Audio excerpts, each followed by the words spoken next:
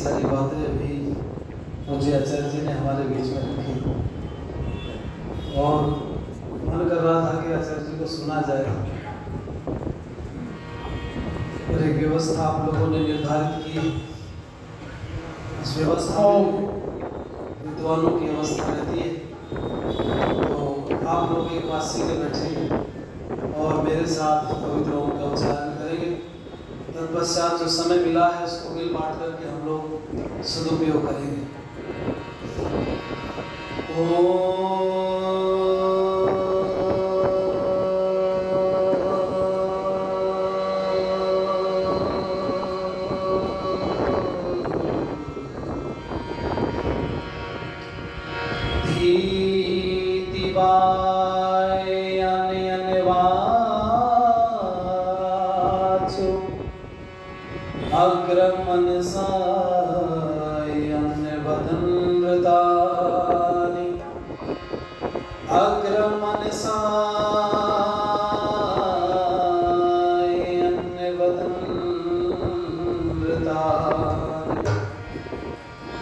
ऐसे ही बढ़ता रहा यदि पाप ऊपर तो धर्म के मतंग की पतंग बन जाएगी। उल्टेगी ऐसी इस भारत की आकृति, निंदनीय सुरभि तो गंग बन जाएगी। पावन सुरम्य शांत युक्त भूमि भारत की, देख लेना एक दिन जंग बन जाएगी। देख लेना एक दिन जंग बन जाएगी। कोई पर्दा नजर नहीं आता, फिर भी जलवा नजर नहीं आता। कोई पर्दा नजर नहीं आता, फिर भी जलवा नजर नहीं आता। फिर भी जलवा नजर नहीं आता। फिर भी जलवा नजर नहीं आता। कोई पर्दा नजर नहीं आता। कोई पर्दा नजर नहीं आता। सब खुदा बन गए ज़माने में, सब खुदा बन गए ज़माने में, सब खुदा बन गए ज़माने में। कोई बंदा नजर नहीं आता। कोई बंदा नजर नहीं आता। फिर भी जलवा नजर नहीं आता। जिसे उपमा जिसे उपमा जिसे उपमा भी दे सकूं तेरी, जिसे उपमा भी दे सकूं तेरी, जिसे उपमा भी दे सकूं तेरी। कोई तुझ सा नजर नहीं आता। कोई तुझ सा नजर नहीं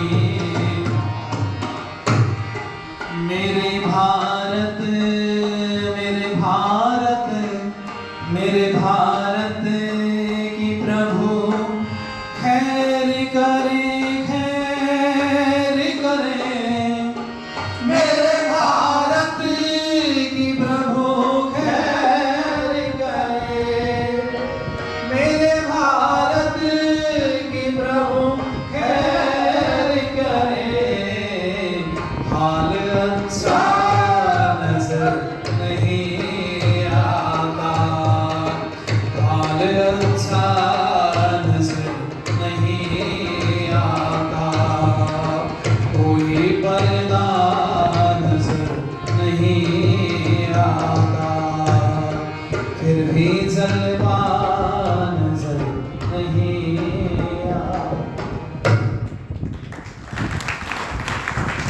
हमारे बीच में जिनका बहुत ही सारगर्भित उपदेशामृत का लाभ हम लोगों ने लिया, बहुत उच्च कोटि के विद्वान सरल व्यक्तित्व पूज्य आचार्य शिव कुमार शास्त्री जी,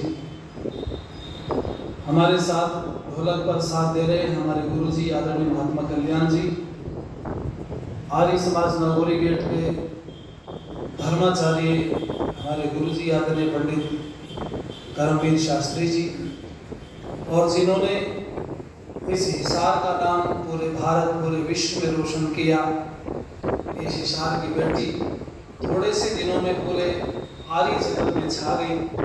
बहुत ही स्वाध्यायशील मधुर वाणी की धनी आदरणीय बहन कल्याणी आर्य, हमारे साथ मंच पर उपस्थित आदरणीय अन्य आचार्य महोदय, सम्मुख उपस्थित सभी धर्म प्रेमी सज्जन विद्वत मंडल, गुरुकुल के ब्रह्मचारिणी महोदय, मेरे सम्मुख उपस्थित हुई पूजनीय वंदनीय मातृशक्ति और स्त्री आर्य समाज डोगरान की सभी पदाधिकारिणी माताएं, भगवान की बड़ी कृपा होती है इकट्ठे बैठने का मौका मिले और उसमें भी सत्संग सुनने का मौका मिले, और वो सत्संग भी वेद से संबद्ध हो और विद्वान भी आचरण वाले मिल जाएं, ये बड़ी बात होती है। आपको इस सौभाग्य प्राप्त है और घर में प्राप्त है आसानी से। आचार्य जी ने भी स्वर्ग और नर्क की बड़ी विस्तृत व्याख्या हमारे बीच में की, पर मैं एक प्रश्न आपके बीच में लेके बैठा हूँ, बेईमान मत करना, उत्तर देना, ठीक है। घर में स्वर्ग कौन ला सकता है? मैं दो उत्तर दे रहा हूँ, आपको हाँ ना में बताना है। ये वाला डिपार्टमेंट पुरुष घर में स्वर्ग ला सकता है या स्त्री घर में स्वर्ग ला सकती है? जब बोलोगे नहीं तो फिर गड़बड़ हो जाएगा। अजी नहीं, चलो वो तो ठीक है आपकी बात, और बैलेंस की बात करो ना। क्यों जी भाई, घर में कहा मैंने, बाहर की बात छोड़ो, आप बाहर के जिम्मेदार हो, घर के अंदर आ जाओ। हम लोग सुना करते हैं गृहिणी गृह उच्यते, घर पुरुष से नहीं होता, घर गृहिणी से होता। इसलिए घर में स्वर्ग कौन ला सकता है, पुरुष या स्त्री? नहीं बोल रही, आपकी आवाज में दम नहीं, इसका मतलब घर में झगड़ा हुआ है, राड कर रखी आपने। अरे बोलो जोर से, कौन ला सकता है? बोलो। स्त्री। तो स्त्री महत्वपूर्ण है ना भाई, स्वर्ग अगर चाहते हो तो स्त्री महत्वपूर्ण है। और एक गणित सुन लो जरा नया, जो देश है ना, वो देश राज्यों से बनता है, राज्य जिलों से बनते हैं, जिला तहसीलों से बनता है, तहसील ब्लॉक से बन जाती है, ब्लॉक पंचायतों से बनते हैं, पंचायत गांवों से बनती है, गांव परिवारों से बनता है, परिवार घरों से बनता है, और घर गृहिणी से बनता है। वो सबसे जो छोटी इकाई है आपके दिमाग में कहीं घूम रही होगी, तो वो सबसे छोटी इकाई क्रिस्त में गृहिणी की है। और गृहिणी से घर बना, घर से परिवार बना, परिवार से आपका गांव बना, गांव से पंचायत बन गई, पंचायत से ब्लॉक बना, ब्लॉक से तहसील बनी, तहसील से जिला बना, और जिले से राज्य, राज्य से देश बना। इसका मतलब छोटी जिम्मेवारी नहीं, बहुत बड़ी जिम्मेवारी है। और इसका निर्वहन अगर आप कर लें तो समझता हूं मैं, जिस स्वर्ग की बात आचार्य जी कर रहे थे ना, वो स्वर्ग जीते जागते होता, मरे पीछे किसी ने नहीं देखा। कईयों के घर में घुस जाओ तो जाते नाक बंद करते लोग, अरे नरक में आगे निकलो यहाँ से। अच्छा भैया, यहाँ क्या वो राक्षस खड़े हुए तलवार लेके मारने के लिए? पता चला कहीं बहुत भयंकर बदबूदार, घर व्यवस्थित नहीं, तो लोगों ने कहा नरक है। कहीं फंसते ही अंदर किसी ने स्वागत किया, बैठे, पानी आ गया, तुरंत एकदम चाय दूध जो भी कुछ आना था वो आ गया, समय पर भोजन मिल गया, लोगों ने कहा भाई तो स्वर्ग है। पता चला माताओं आपसे है, पर आप कहाँ दौड़ रही हैं, इसका भी जरा थोड़ा सा एक बार अवलोकन कर लीजिए आप। ये बड़ा जरूरी है, जिसकी हम प्रशंसा कर रहे हैं कि ऐसा ना हो प्रशंसा में मामला गड़बड़ हो जाए कि हम तो महान हैं। कईयों को तो मैंने देखा, जब तक स्त्री का कोटा नहीं था ना घर में, मतलब वो हमारे यहाँ तो प्रधानमंत्री है, आपके यहाँ वो पंच बन जाती है, वो सरपंच बनती है ना स्त्री, तो स्त्री सरपंच बनती है। जब तक स्त्री सरपंच नहीं बनी थी तो घर में ठीक ठाक मामला था। सरपंच में कोटा महिलाओं का आ गया, प्रधान में कोटा महिलाओं का आ गया, घर में कई पुरुषों की दुर्गति हो जाती है। मैंने देखा लोग कहते हैं महिलाओं के अत्याचार, अरे तुम एक तरफ मत देखा करो, पुरुषों को भी बड़े अत्याचार है आजकल। ऐसे घरों को बहुत को जानता हूं मैं, बेचारे हाथ जोड़े बैठे चुप बैठे, घर में हिम्मत नहीं बोलते जरा सा भी। एक तो पकड़ के ले गई अपने पति को, डॉक्टर साहब चेकअप करो, कर दिए। डॉक्टर साहब ने कहा बिल्कुल ठीक है बहन जी आपके पति, नहीं ठीक से देखो रिपोर्ट, कुछ ना कुछ गड़बड़ निकलेगी। कहने लगा हमें तो ये स्वस्थ दिखाई देता, तुझे कैसे बीमार लगता बहन जी? कहने लगी बीमार की बताऊं? एक शब्द नहीं बोला जितनी देर से आपके पास बैठे। बोले हाँ तो भला आदमी है। कहने लगे हाँ इस भले आदमी की सुन लो, दिन में बिल्कुल नहीं बोलता, जब सो जाता पूरी रात बड़बड़ करता, सोने में बोलता ही रहता बेचारा। डॉक्टर साहब ने हिसाब लगा के बताया, कहने लगे बहन जी दवाई की जरूरत नहीं है। बोले और एक सलाह की जरूरत है, कहो तो दे। बोले देव, इसने कहा इस बेचारे को दिन में बोलने का मौका दिया, बोले रात में नहीं बोलता, दिन में मौका मिलता नहीं तो किलोमीटर तो पूरे करने, कहीं को निकालना है अपनी बड़ास को, तो सो जाए बेचारा, बोल लेता। पर मैं आपसे कहूं माताओं, आप जानना चाहते हो तो सुनो, क्या दुर्गति क्या सदगति इस भारत के अंदर थी स्त्री की। आज आप बहुत बड़े स्तर पर हैं, स्त्री को ब्रह्मा कहा गया, और भला हो दयानंद सरस्वती का, उसने पैर की जूती से सर का ताज बना करके तुम्हें ब्रह्मा के पद पर आसीन किया। ये दयानंद की कृपा है।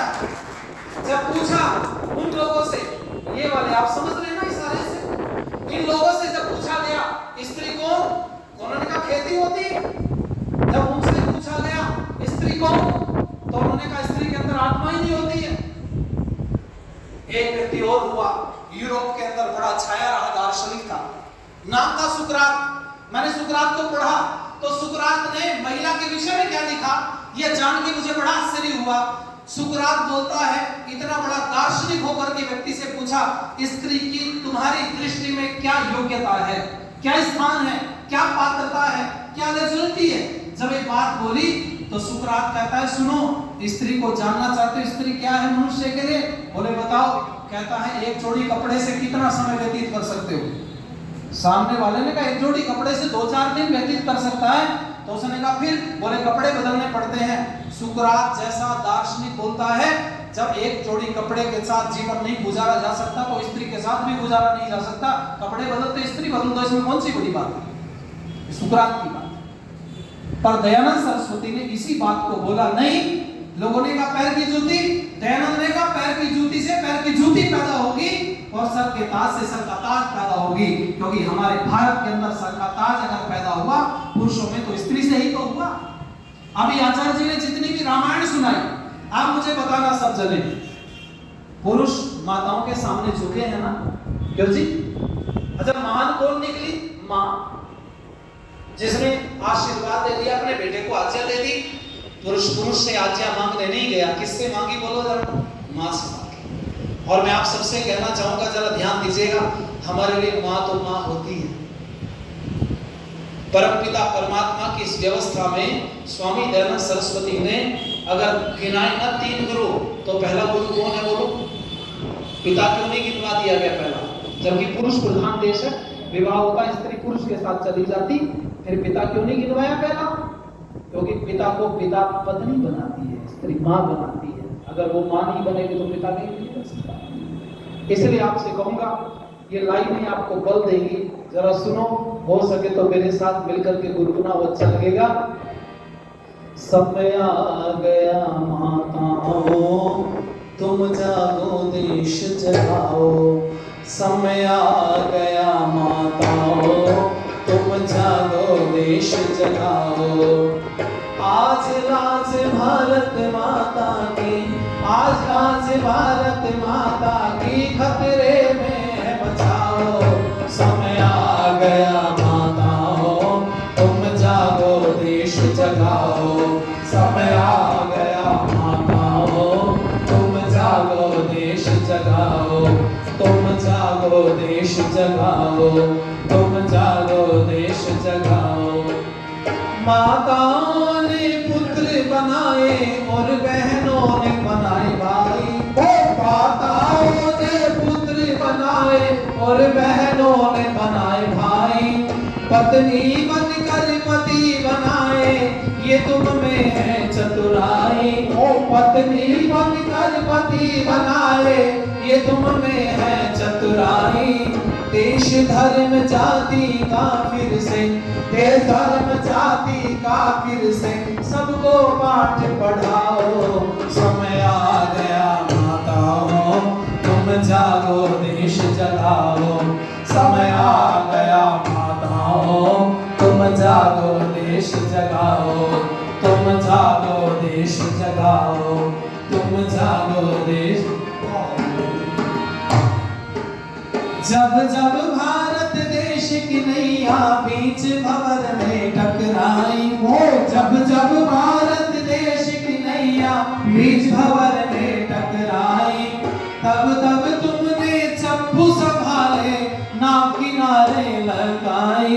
ओ तब तब तुमने चप्पू संभाले नाव किनारे लगाई।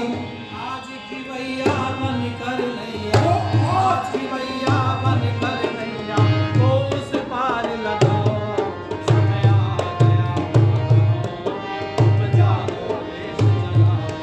समय आ गया तुम जागो देश जगाओ। आज राज भारत माता की, आज राज भारत माता की खतरे में है, बचाओ। समय आ गया बहनों, तुम जागो देश जगाओ। समय आ गया माताओं, तुम जागो देश जगाओ।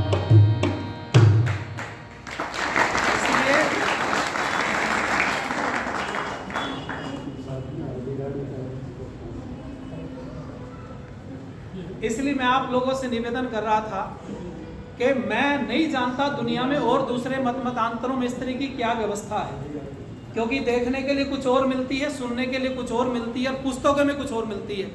पर जिस जगह पर हम लोगों ने जन्म लिया, जिस देश में हम लोग पैदा हुए, वहाँ स्त्री को ब्रह्मा के पद पर आसीन किया गया। और उसके पीछे कारण क्या था? अगर स्त्री ब्रह्मा के पद पर नहीं बैठेगी तो ब्रह्मा को जन्म भी बोलो नहीं दे सकती। इसमें पूज्य आचार्य जी ने भी संस्कारों को लेकर के आपके बीच में चर्चा की। बड़ा विस्तृत विषय है, वो सबको नहीं छू पाऊंगा, अल्प समय है और विषयांतर के भय से इन सब विषयों को उपस्थित करना थोड़ा सा मुश्किल होता है। पर इतना आप समझिएगा, मैं कहना चाहूंगा आप लोगों से, अगर हम लोग अपने परिवार को केवल संभाल लें तो मुझे लगता है कि बहुत बड़ी जिम्मेवारी का निर्वहन हो जाता है। देश, धर्म, राष्ट्र, संस्कृति सब बाद में आते हैं, पहले मेरा परिवार आता है। और मैं आपकी जानकारी के लिए बताऊं, ईंट पत्थरों का नाम घर नहीं होता। सुन लो, शास्त्री जी रहते हैं आर्य समाज में। देखो, इस आर्य समाज में आपके घर रसोई बनी होगी तो यहाँ भी बनी होगी, आपके घर में कमरे होंगे तो यहाँ भी होंगे, आपके घर बाथरूम बना होगा तो यहाँ भी बना होगा, आपके घर किचन होगा तो यहाँ भी होगा। कोई छोटा बड़ा अंतर हो सकता है। जो जो चीजें साधन आपके घर में उपस्थित है वो यहाँ पर भी उपस्थित है, लेकिन इसको कोई घर कहता है क्या? अरे हाँ ना तो करो, बोलो। नहीं कहता। क्यों नहीं कहता? भाई सब कुछ तो है जो आपके घर में, पर इसको घर नहीं कहते। अब चलो जरा, इसको आश्रम कह सकते हो, मंदिर कह सकते हो, आर्य समाज कह सकते हो, लेकिन थोड़ा सा मेरे साथ चलो और ऊपर छत पर पहुंचो। एक कमरा बना हुआ है इधर, ये तो हो गया आर्य समाज मंदिर। लेकिन जहां शास्त्री जी अपनी देवी जी के साथ में जिस कमरे में रहते हैं, बोलो शास्त्री जी का वो कमरा घर बोला जाता है या नहीं बोला जाता? अरे बोलो जरा, बोला जाता है। लोग कहते हैं शास्त्री जी का घर कहाँ है, शास्त्री जी कहाँ रहते हैं? दरवाजे पर एक व्यक्ति ने पूछा तो एक व्यक्ति कहेगा भाई आर्य समाज मंदिर है, शास्त्री जी का घर तो ऊपर है। पता चला ये घर कब तक है शास्त्री जी? जब तक आप दोनों पति पत्नी यहाँ पर रह रहे हैं। आप दोनों चले जाना और कोई अकेला व्यक्ति आकर के रहेगा तो घर शब्द खत्म हो जाएगा। क्यों? क्योंकि पुरुष से घर नहीं होता, घर तो गृहिणी से होता है। जहां होती है उसी को घर बोला जाता है। एक पति पत्नी झोपड़ी डाल करके जंगल में रहते हैं, वो झोपड़ी को भी घर कहने लगते हैं लोग। क्यों? क्योंकि दोनों रहते हैं। स्त्री का बड़ा महत्व है, इसलिए मैं आप लोगों से निवेदन करूंगा कि सब स्त्री सुधर जाए। अगर वो अपने रास्ते पर चले, अपने कर्तव्य का निर्वहन कर ले, तो मुझे लगता है समस्या खत्म हो जाएगी। और उस समस्या का समाधान करना चाहते हो तो सुन लो, स्वामी दयानंद सरस्वती जी से पहले स्त्री की क्या व्यवस्था थी, भारत के अंदर, दुनिया की तो छोड़ो, पर जिस भारत में यहाँ बड़े बड़े महापुरुषों ने जन्म लिया, स्वामी दयानंद से ठीक पहले स्त्री की इतनी बड़ी दुर्गति थी, आप इस तरह से नहीं जा सकती थी कहीं सत्संग में। सत्संग की छोड़ो, आप सुन भी नहीं सकती थी कान लगा करके। कुछ पंडों ने ये करना शुरू कर दिया था, कान में शीशा पिघला के डाल देते थे, कान फोड़ दिए जाते थे, जीवन भर बहरी हो जाए, सुन ही ना सके। किसी ने बोल दिया तो जीभ भी काट दिया गया। ऐसे भी कई जगह पर विधान उन्होंने तैयार कर दिए थे। पर आपकी जानकारी के लिए बताऊं, मैं महाभारत काल में द्रौपदी के बाद में कोई देवी हुई हो पता नहीं। स्वामी दयानंद से ठीक पहले तक स्त्रियों की बहुत बड़ी दुर्गति थी, इतनी दबी कुचली थी स्त्री। फिर स्वामी दयानंद आए, उन्होंने स्त्री को उठाया। अब गड़बड़ ये हो गया, अब ज्यादा उठ गई है, अब हम जैसे लोग नीचे करने के लिए प्रयास करते, बहन जी थोड़ा व्यवस्था बिगड़ी। उदाहरण ले लो, एक सुन लो जरा। आप माफ करना, बुरा लगे तो कोई बात नहीं, आप हमारी बहन बेटी के समान हैं और हमारा कर्तव्य है। आज बाजार में हम जूते लेने चले गए तीनों जन, हम दुकान पे बैठे तो पड़ोस का दुकान वाला उसको खींच रहा है, इधर हो जाओ। इनको बोलता है यही वाली सेम 300 रुपए में दे दूंगा, ये 450 मांग रहा है। हम बैठे थे दुकान पर, सगा भाई दूसरे भाई के ग्राहक को छीन रहा है, खींच रहा है। जब हम वहां से निकलने लगे, जूती हमने उसी से खरीदी जिसके पास हम बैठे थे। उससे बात की, उसका नाम मदन लाल। मदन लाल ने अपनी सारी बात बताई। दुकान एक ही थी, कुछ दिन पहले नए नए अलग हुए हैं, तो एक ग्राहक खींचता रहता है। इसको इतना नहीं है कि थोड़ा सा मेरा भी हो जाए। सुबह से इसने 3 जोड़ी जूते बेच दिए। अब मेरी दुकान पे ग्राहक है, इनको भी खींच रहा है। मैं बाहर निकला और बाहर निकल करके मैंने उसको बोला, भैया तुम्हारा क्या नाम? उसने बताया। मैंने कहा बहुत आशीर्वाद तुम लोगों को, पर एक गंदी आदत है, मैं धर्माचारी हूँ, इसलिए मेरा कर्तव्य है तुम लोगों को टोकना। हाँ, अगर तुम वो होते तो मैं नहीं उपदेश देता, वो वाले होते तो भी नहीं देता। तुम मेरे धर्म के व्यक्ति हो तो मेरा कर्तव्य तुम्हें संभालना। अरे तूने कितना बड़ा गड़बड़ काम कर लिया। ये जो 300 रुपए में जूती हमने खरीदी, हम इनको 400 में भी ले सकते थे। तू अगर एक आवाज पीछे से लगा देता महात्मा जी के कान में, जो जूती तुमने देखी ना ये बहुत बढ़िया, ले लो। और जब तेरी दुकान पर ग्राहक आए तो ये भी कह दे बहुत बढ़िया जूती खरीद लो, कोई बात नहीं, अच्छी है, आप इससे ले लो, कोई बात नहीं। अगर तुम दोनों एक दूसरे के ग्राहक की प्रशंसा करो तो ग्राहक बढ़ जाएंगे, कारोबार भी बढ़ेगा। और निकम्मों का खींचतान में रहोगे तो जानने वाला व्यक्ति तुम्हारी दुकान पे ही नहीं आएगा। कभी मदन लाल खींचेगा, कभी सुभाष खींचेगा, दोनों खींचेंगे अपनी तरफ, जानने वाला भाग जाएगा। मैंने कहा हमारा कर्तव्य, हम धर्माचारी, इसलिए तुम्हें बोल के जा रहे तो बहुत गलत कर रहे, पछताओगे। एक जगह रहोगे ठीक से तो ठीक व्यवस्था हो जाएगी। क्या उसने माने न माने उनकी बात, हमारा तो कर्तव्य बोलने का, समझाने। माताओं सुन लो, इतने सारे पुरुष बैठे हैं, आप बुरा मत मानना, इन पुरुषों ने आपकी ड्रेस पहन रखी है क्या? है जी? मत मुस्कुरा रही बात है। किसी ने साड़ी बांधी, कोई सूट सलवार में आया, एक भी नहीं, ठीक है। लेकिन आप सच बताना, स्त्रियां पुरुषों के वस्त्र पहनने लगी हैं क्या? हाँ, माफ करना, कुछ हमारी बहन बेटियां विवाह से पहले पहन ले, कोई बात, ठीक है, शरीर पूरा ढका, बस कोई बात नहीं। लेकिन विवाह के बाद तो कम से कम एक सम्मानित वेशभूषा होनी चाहिए। आप मेरी बात की हामी भरते हो या नहीं? हाँ ना तो कर दो। अच्छा आपके ठीक है, बस आपके ऊपर टीका टिप्पणी नहीं कर रहा, पर मैं आगाह कर रहा हूं, मेरा कर्तव्य आप लोगों को संभालना। देखो आज बहन बेटियों के वस्त्र छोटे होने लगे, शरीर को ढक लो, ठीक है, जैसा डिजाइन आपके हाथ में है, पर शरीर ढका हो। मुंबई में बैठ करके फैशन डिजाइनर फैशन डिजाइन कर रहे हैं और वो वाले लोग हैं। हमारा एक भी सनातनी वैदिक धर्म ही नहीं है, फैशन डिजाइनर सारे वो लोग बने हुए हैं। उन्होंने माताओं बहनों के वस्त्रों को ऊंचा करना शुरू कर दिया। जो नीचे का पहनने का वस्त्र था वो इतना ऊंचा हो गया, फिर इतना हो गया, इतने के बाद में ऊपर यूं कट लगा हुआ है। अच्छा, वो जो जाते ऊपर नीचे होने के लिए 5-5 टाइम की पढ़ने के लिए जुम्मे की, तो वो जब जाते हैं उनका पजामा देखा तुमने? अरे हाँ ना तो करो, अपनी वेशभूषा आपको पकड़ा दी और आपको पता भी नहीं चला। देखो एक बात बताऊं, वो फैशन डिजाइनर मुंबई में बैठ के फैशन डिजाइन करते हैं और तुम पहन लेती हो। ध्यान देना, वो विधर्मी तुम्हें नग्न देखना चाहते हैं, इसलिए वैसे वस्त्र फैशन डिजाइन कर देते और तुम पहन लेती हो। पर हम तुम्हारे बाप भाई या बेटे लगते हैं, और बाप भाई बेटे को माँ बहन बेटी कभी नंगी अच्छी नहीं लगती, इसीलिए टोकते तुम्हें। हम नग्न देखना नहीं चाहते, वस्त्र शरीर के ऊपर हो। मैं बीच में से भी 2 बार उठ करके जाना पड़ा, भी इंस्पेक्टर को धमका गया बीच में। समस्या है, हमारी बहन बेटियां रोज फंस रही है, कहां तक निकालें, हम किस किस की जिम्मेवारी उठा सकते हैं। बहुत बड़ा क्षेत्र है, आप अपने आप को कवर अगर संभाल लो तो मुझे लगता है कि कम से कम एक परिवार पे तो हमें ताकत लगानी नहीं पड़ेगी।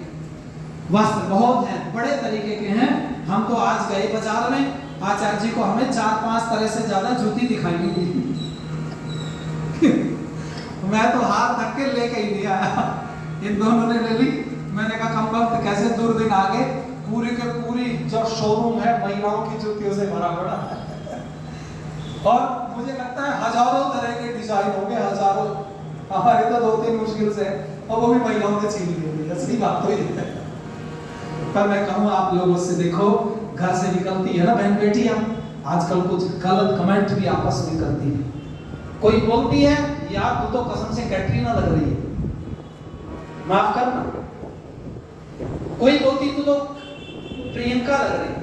ऐसे ऐसे एक्टर्स के नाम दे करके उनको संबोधित करती है, और वो भी जब चलती है तो उसमें करीना के जैसा, कैटरीना के जैसा, प्रियंका चोपड़ा जैसा झलक आती है, वो वैसा एक्टिंग करती भी है। ध्यान देना, जब जब घर से करीना, कैटरीना, प्रियंका चोपड़ा बन के निकलोगी तो चौराहे पर सलमान और अक्षय जैसे छेड़ने के लिए तैयार मिलेंगे। पर बात पूरी सुन लेना, अगर घर से एक बहन बनकर के निकलोगी तो विद्यार्थी जैसे भाई की रक्षा करने के लिए तैयार। और वैसा मन में विचार हो कि हम बहन हैं किसी। इसलिए आओ मेरे साथ गाओ, अच्छा लगेगा। सोते वतन को जगाना होगा, सीता सी खुद को बनाना होगा। सोते वतन को जगाना होगा, सीता सी खुद को बनाना होगा। पाप में पाखंड को मिटाना होगा, सोते वतन को जगाना होगा, सीता सी खुद को बनाना होगा, सीता सी खुद को बनाना। द्रौपदी बेचारी आज जार जार रोती है, द्रौपदी बेचारी आज जार जार रोती है। सीता की इज्जत नीलामया होती है, सीता की इज्जत नीलामया होती है। पापों का गढ़ ये जलाना होगा, सीता सी खुद को बनाना होगा। पाप में पाखंड को मिटाना होगा, सोते वतन को जगाना होगा, सीता से खुद को बनाना होगा, सीता से खुद को बनाना। कहाँ तक सुनाए कोई आपकी कहानी, कहाँ तक सुनाए कोई आपकी कहानी। भूलेगा अंग्रेज कैसे झांसी वाली रानी, भूलेगा अंग्रेज कैसे झांसी वाली रानी। जो हर वही फिर दिखाना होगा, सीता से खुद को बनाना होगा। पाप में पाखंड को मिटाना होगा, सोते वतन को जगाना होगा, सीता से खुद को बनाना होगा, सीता से खुद को बनाना। कारगी मदाल सासी स्वयं को बनाएगी, कारगी मदाल सासी स्वयं को बनाएगी। देश से अविद्या अंधकार को मिटाएगी, देश से अविद्या अंधकार को मिटाएगी। महेंद्र सफल तब ये गाना होगा, सीता से खुद को बनाना होगा। पाप में पाखंड को मिटाना होगा, सोते वतन को जगाना होगा, सीता से खुद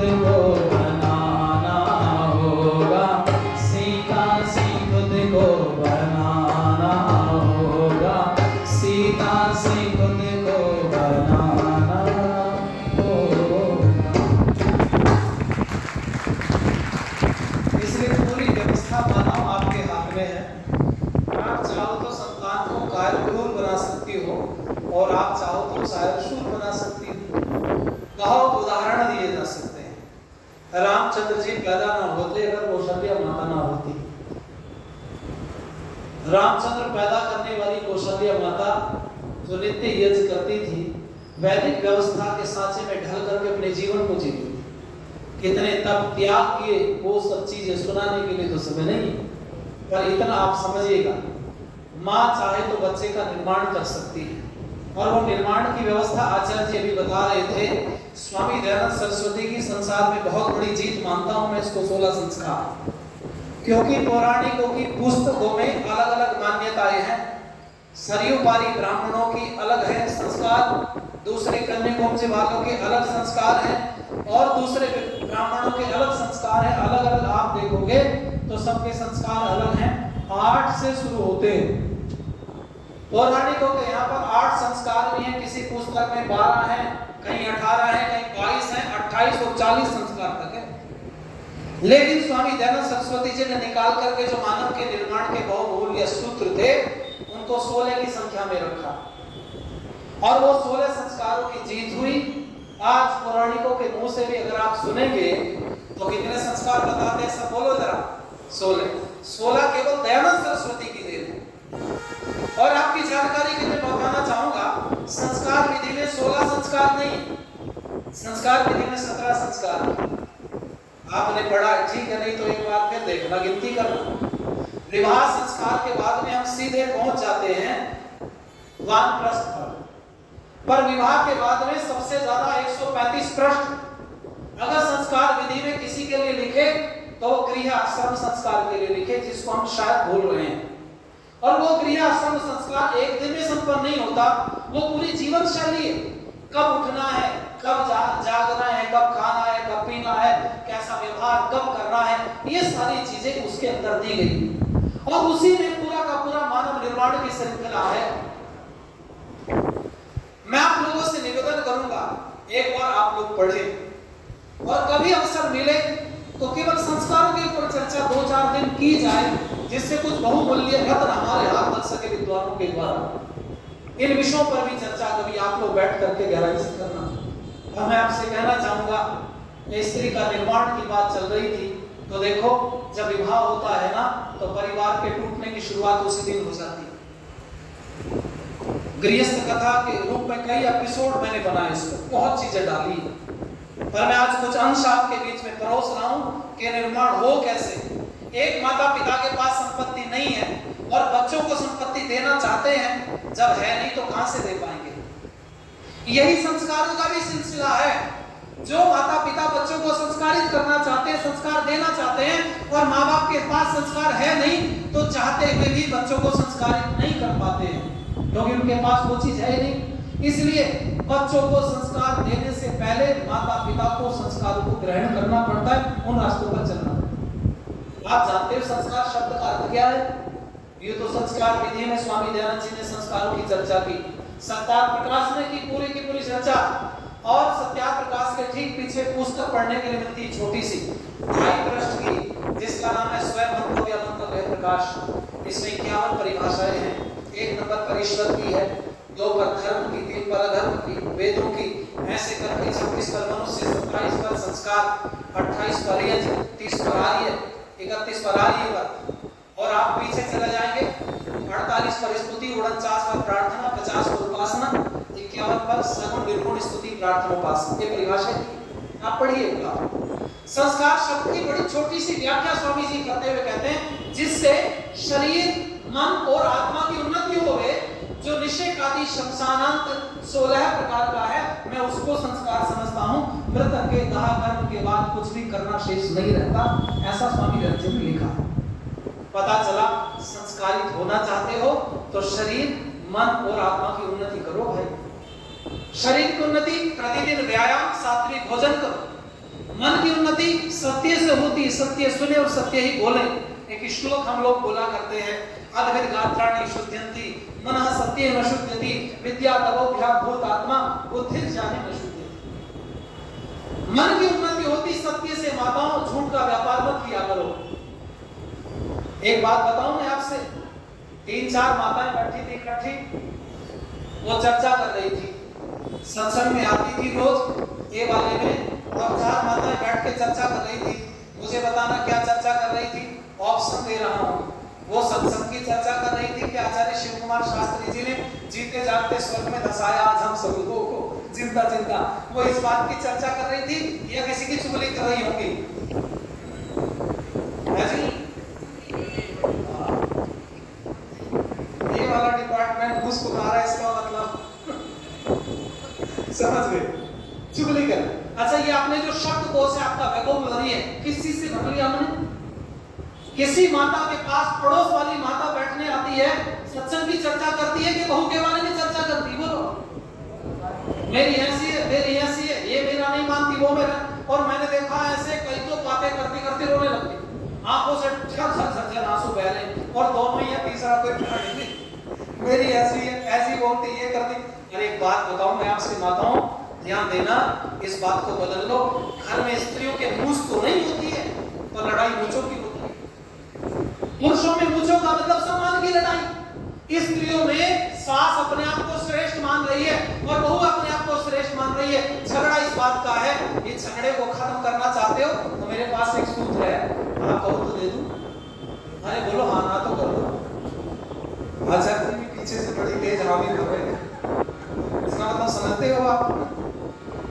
हड़का लगाना बोलूंगा कुछ नहीं, भाई पुरुषों की मजबूरी है, मैं भी ऐसे ही किसी घर से आता हूँ।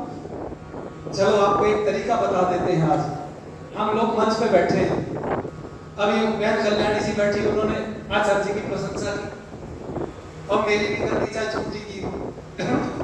जब मैं बैठा, आचार्य जी बैठे, आचार्य जी ने दोनों की कर दी, मैं बैठा, मैंने भी कर दी सबकी। तो आपकी नजरों में हम सब लोग श्रेष्ठ हो गए या नहीं? अरे हाँ ना तो कर दो, देखो गर्दन में जोड़ लगा ऐसे करो, ये तो हिला के हिलती है। अच्छा, हमने सबने एक दूसरे की प्रशंसा कर दी, चाहे छोटी प्रशंसा हो मेरी या किसी की, और आपकी दृष्टि में सबका सम्मान बढ़ा या घटा, बोलो जरा। अच्छा, मैं कहता जी मैं तो बहुत श्रेष्ठ आदमी हूँ, आचार्य जी कहते मेरे से ज्यादा बड़े विद्वान थोड़ी मंच पे, और कल्याणी बहन जी बोलती है मेरे को पता ही नहीं औकात कितनी है। तो आपकी दृष्टि में हम तीनों सम्मानित होते या हमारा सम्मान आपकी दृष्टि में घट जाता, बोलो जरा, घट जाता। तो आपको सूत्र मिल गया। अब सूत्र अपने घर पर घटाओ, जब आपके पास में कोई किसी की सास बैठने आए तो आप भी कहना मैं भी किसी की सास हूं, अरे सुन ले मेरी बहू जैसी बहू पूरे गांव में नहीं, पूरे मोहल्ले में नहीं, पूरी बस्ती में नहीं। और जब बहू के पास में कोई पड़ोसन बैठने आए, कहना मेरी माँ सास थोड़ी, मेरी माँ है, ऐसी सास भगवान सबको दे। और सुना के बोलना, बहुओं से कह रहा हूँ जी नीचे बैठी ना जब तक बहू है, ऊपर वाली सास देखो बंटवारा कितना बढ़िया। सास होने ऊपर वाली पत्नी, इनको ऊपर बैठा देना है, घुसे ऊपर बैठने से, ठीक है? जब कोई आपके पास आए इतनी तेज बोलना, सास नहीं है मेरी, मेरी सास है। सांस निकल जाता, आदमी मर जाता, मेरी सास है जिंदा तो मेरी सास चलने में जीवित, मेरी सास जैसी सास नहीं। तुम भी एक बार फूटे मुंह से बोलते ना मेरी बहू जैसी भी बहू नहीं, और सुना के बोलना बहू को। और एक और बताऊं मैं आपको, जब सास के पास कोई पड़ोसन महिला आती ना बैठने, तो बहू को बिना मतलब चाहे रसोई में दो बार चक्कर लगाने पड़े, गिलास उठा के पटकना पड़े बिना मतलब, पर कान वहीं रहते हैं, क्या बोल रहे हैं, चुगली तो नहीं चल रही। एक दूसरे का सम्मान करना सीखो, झगड़ा खत्म हो जाएगा।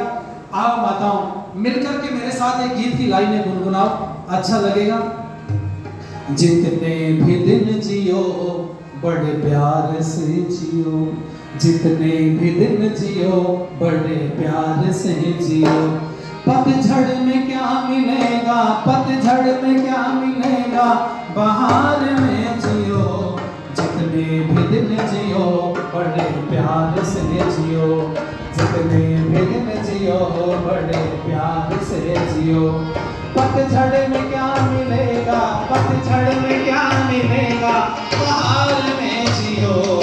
जितने भी दिन जियो बड़े प्यार से जियो, जितने भी दिन जियो बड़े प्यार। मुरझाई हुई डालियां फल पाएंगी कहाँ, मुरझाई हुई डालियां फल पाएंगी कहाँ। मुस्काता हुआ चांदी बनता है पूर्णिमा। पूर्णिमा, मुस्कुराता हुआ चांद ही बनता है पूर्णिमा। खुशियों की दुल्हन की तरह, खुशियों की दुल्हन की तरह संसार में जियो, जितने भी दिन जियो बड़े प्यार से जियो, जितने भी दिन जियो बड़े प्यार से जियो, जितने भी दिन जियो बड़े प्यार से। रसहीन मत बनाना दिन चार जिंदगी, रसहीन मत बनाना दिन चार जिंदगी के। सूखे जो होते पत्ते गिर जाते वो ज़मीं पे, सूखे जो होते पत्ते गिर जाते वो ज़मीं पे। कच्चे ही होते खट्टे, कच्चे ही होते खट्टे, रसधार में जियो, जितने भी दिन जियो बड़े प्यार से जियो, जितने भी दिन जियो बड़े प्यार से जियो। पतझड़ में क्या मिलेगा, पतझड़ में क्या मिलेगा, बहार में जियो, जितने भी दिन जियो बड़े। और ये वाली बात आपके बड़े काम आएगी। अगर आप ऊपर उठना चाहते हो ना, तो एक सूत्र दे रहा हूँ, दूसरों से ईर्ष्या द्वेष बंद कर दो। क्यों? क्योंकि एक बात का उत्तर देना मुझे समझने, जहां आग लगती है नुकसान वहां होता है, या जलती हुई आग को देखने वालों का नुकसान होता है? अरे बोलो भैया, ज्यादा दिमाग मत लगाओ, सीधा सीधा बता दो। मैं वो वाला प्रश्न नहीं कहूंगा कि चिड़िया उड़, तोता उड़, कबूतर उड़, फिर बोल दूंगा गाय। तो आप मुझे सीधा सीधा बताओ, आग को देखने वालों का नुकसान होता है या जहां लगती है वहां नुकसान होता है? बोलो। हाँ, जहां लगती है वहां नुकसान होता है। तो अगर आप किसी से द्वेष रखते हो और चलते हो, तो नुकसान आपका होगा या जिससे जल रहे हो उसका होगा? बोलो। और हम नुकसान करना किसका चाहते हैं? कभी बैठ के सोचा आपने, जिससे आप चल रहे हो नुकसान दूसरे का करना चाहते हो, नुकसान आपका होता है। इसलिए नफरत की आग मन में हरगिज न बालना, नफरत की आग मन में हरगिज न बालना। दुष्कर्म के चींटे ना आंचल में डालना, दुष्कर्म के चींटे ना आंचल में डालना। धिक्कार से नहीं, धिक्कार से नहीं, अधिकार से जियो, जितने भी दिन जियो बड़े प्यार से जियो। पतझड़ में क्या मिलेगा, बहार में जियो, जितने भी दिन जियो बड़े प्यार से जियो, जितने भी दिन जियो बड़े प्यार से। इसलिए मैं आप लोगों से कह रहा था, परिवार टूटने की शुरुआत तो विवाह से पहले हो रही है। और आप कभी सोचते क्यों नहीं है? जब रिश्ता हो जाता है ना, तो मैंने खुद सुना, बड़े लोग बोलते हैं, एक लड़की का रिश्ता हो गया तो उसकी जो भाभियां, बड़ियां, दीदियां हैं, चाची हैं, तो उसके कंधे पर हाथ रख के बोलती हैं, अब तुम्हारा विवाह होने वाला है, एक काम हमारे कहने से करना। बोले क्या? कि पति पर शुरू से ही दबाव बना के रखना, नहीं तो मार्केट भी नहीं जाने देता। दबाव बना के रखना, ठीक, प्रेशर डालना। अच्छा, ये वाले भी जो इसके मित्र होते हैं, जिनका विवाह हो गया, अपने घर में झगड़ा चलता है निरंतर, अपनी पत्नी से कभी बात बनती नहीं है, ये वाले इसको उपदेश देते हैं, एक काम करना, हमारे कहने से हम तो नहीं कर पाए। बोले क्या? पत्नी पे शुरू से दबाव बना के रखना, डांट धमका के रखना, नहीं तो हर मिनट का हिसाब मांगेगी, कहाँ जा रहे हो? बोले स्कूल जा रहा हूँ। कितने बजे आओगे? बोले 4 बजे। बोले छुट्टी तो 2 बजे होगी, तुम 2 घंटे क्या करोगे? एक एक मिनट का हिसाब मांगेगी। बोले अच्छा फिर क्या करें? बोले दबाव बना के रखना। अच्छा, इस दबाव बनाने के चक्कर में परिवार टूट रहे। ये मेरे पास क्या है? बोलो। अरे जोर से बोलो। कई तो चुप बैठे बिल्कुल, इन्होंने कसम खाई बोलना नहीं। मत बोलो भैया, मैं कौन सा आपको जबरदस्ती बुलवाने आया? मेरे से पहले पता नहीं सैकड़ों विद्वान आए, वो ना बुलवा पाए, कैसे बुलवा? क्या है बोलो ये? ना, इसका मैंने नया नाम दिया, याद कर लो, इसका नाम है बीमारी। अरे बोलो क्या है? हाँ, ये जहां जाएगा वहीं फैले। और पति पत्नी के बीच में खासकर इसका बहुत बड़ा रोल है। जितने परिवार टूटे, मैं दावे के साथ में कहता, अब मॉडर्निटी वाले जमाने में, इस मोबाइल वाले जमाने में जितने परिवार टूटे हैं, मोबाइल की वजह से टूटे। समस्या आई, मैं तो विवाह संस्कार कराता हूँ तो उस समय बोल देता हूँ, सुनो दोनों जने संकल्प लो अग्नि के सामने हाथ करके, बोले बोलो। मैंने कहा संकल्प लो, जब जब पति पत्नी इकट्ठे बैठेंगे मोबाइल का प्रयोग नहीं करेंगे, बस एक कदम उठा के रखो। अब सुन लो जरा ध्यान से, कम वक्त इतना गड़बड़ जमाना आ गया, एक ही कमरे में बैठे दोनों आचार्य जी और बोल रहे हैं, उधर से टाइप कर दिया 1 कप चाय बना लो, वो कह रही आज आप ही बना दो 2 कप, एक मेरे लिए बना दो। भगवान अगले जन्म में तुम्हें गूंगा पैदा करेगा, वाणी का प्रयोग कर लो, नहीं करोगे तो वाणी छीन जाएगी, क्योंकि जिस वस्तु का प्रयोग नहीं करोगे, जिस शक्ति का ताकत का प्रयोग नहीं करोगे छीन जाएगी, छीनती चली आ रही है। इसलिए भैया एक बीमारी से बचना है तो मैं आपको कहना चाहूंगा, मैंने बड़े परिवार टूटते देखे हैं, समस्या तो आपने सुन ली ना, लड़कियों की बड़ी दीदियां बोलती हैं हमारे कहने से पति पर दबाव बनाना, और वो क्या काम करती है, फोन करेगी, मान लो बिजी आ रहा है इसका फोन, कहीं ऑफिस से आ गया लड़के का फोन या कहीं से, तो एक बार मिस कॉल मारेगी, बिजी बिजी बिजी बिजी, ठीक है रख दिया। थोड़ी देर बाद उसका फोन आया, ये उठाती नहीं है, और उठाती है तो पता क्या बोलती, तुम निकम्मे हो, दूसरों से बात करने के लिए 1 घंटे का टाइम है, मेरे से बात करने के लिए 1 मिनट का भी नहीं। कितनी बार फोन किया, अरे मेरे ऑफिस से आ रहा था, अच्छा स्क्रीनशॉट भेजना जरा, अब इसने भेज दिया।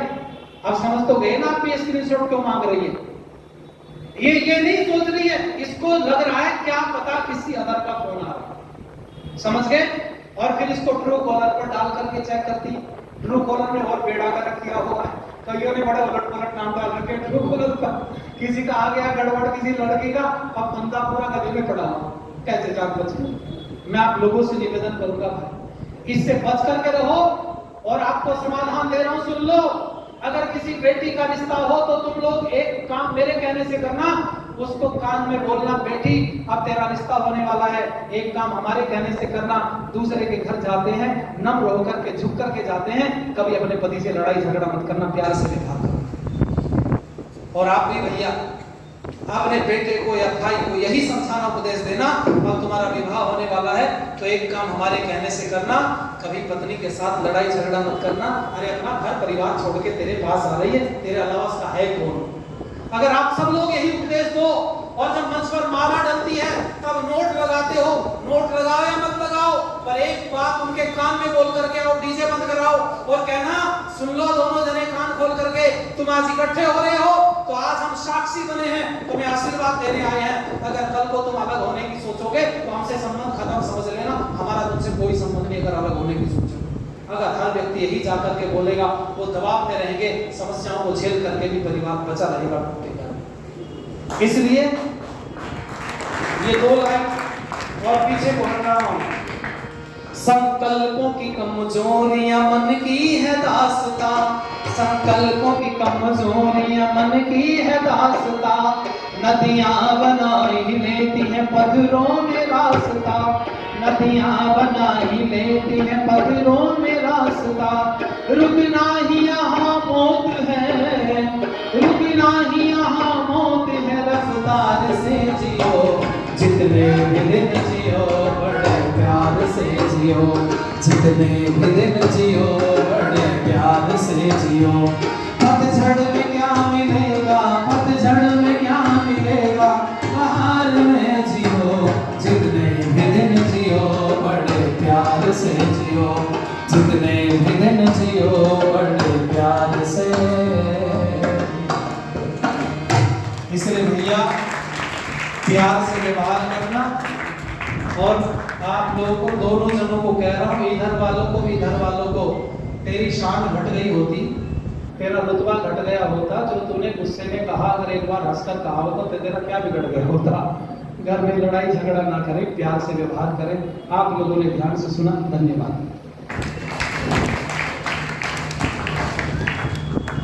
सम्माननीय कुलदीप जी को बहुत बहुत धन्यवाद है।